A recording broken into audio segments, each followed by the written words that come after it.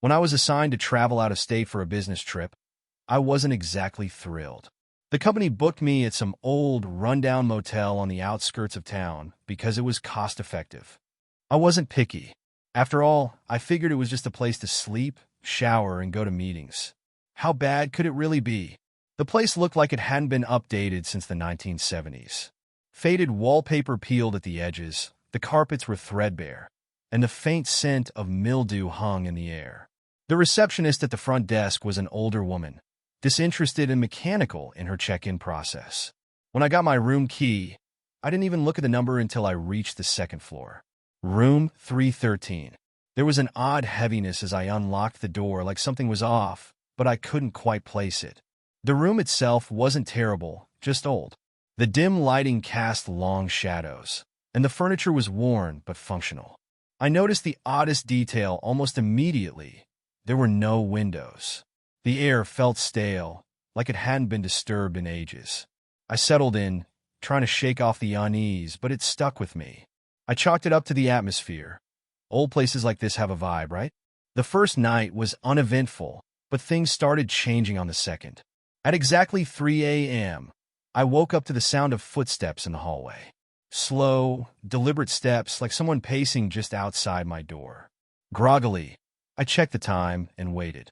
The footsteps continued for several minutes, soft but unmistakable, before finally fading away. The next morning, I mentioned it to the front desk. The receptionist just shrugged, clearly not interested in hearing about it. That night, the footsteps returned, just like clockwork. 3 a.m. Again, I waited for them to stop. This time, they didn't. They just kept pacing back and forth, almost rhythmic. After about 15 minutes, I couldn't take it anymore. I yanked the door open, expecting to see someone outside. Nothing. The hallway was completely empty.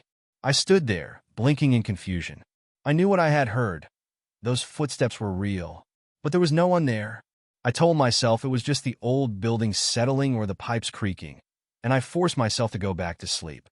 The following day, things got weirder. My belongings started moving around. At first, I thought I was just being forgetful.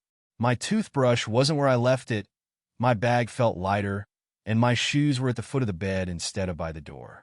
Small things I could explain away. But the more it happened, the more unsettling it became. On the third night, the bathroom light began flickering. Not just a casual flicker. This was like someone was flipping the switch off and on, over and over. I thought maybe the bulb was faulty, but the light switch wasn't moving. It was as if the room itself was playing games with me. And then there was the mirror. I caught my reflection out of the corner of my eye one night. Something was wrong. I walked closer, staring at myself. My reflection was delayed. When I tilted my head, it lagged behind by a second before it moved. My skin crawled. I backed away, turned around, and didn't look again. By now, I was desperate to leave. Something was seriously wrong with this room. I packed my things in a hurry, barely caring if I left something behind. I marched down to the front desk, determined to get a new room or leave the motel entirely. The receptionist barely looked up from her crossword puzzle. "I'd like to check out," I said, my voice sharper than intended. She glanced at my room key and frowned. "You're in room 313? Her tone changed slightly, just enough to put me on edge. "Yes," I replied, impatient. "What about it?" She hesitated, looking genuinely confused for the first time since I'd arrived. "There's no room 313. I froze. My heart skipped a beat. "What are you talking about? I've been staying there for 3 nights. She shook her head slowly. "Room 313 was sealed off years ago. It doesn't exist."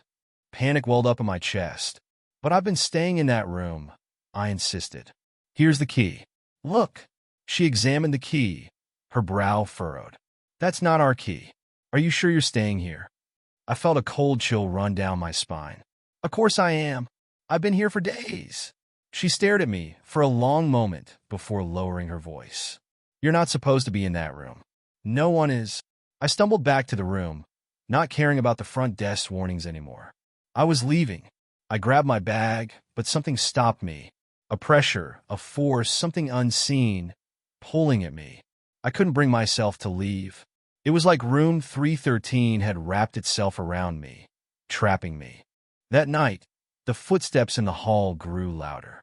The mirror flickered with shadowy figures. The room was closing in on me, suffocating me. And then, the door to the hallway slammed shut. I ran to it, trying to wrench it open, but it wouldn't budge. The last thing I remember before blacking out was the figure in the mirror, grinning at me, my reflection but not. It wanted to take my place. When I woke up the next morning, everything was back to normal.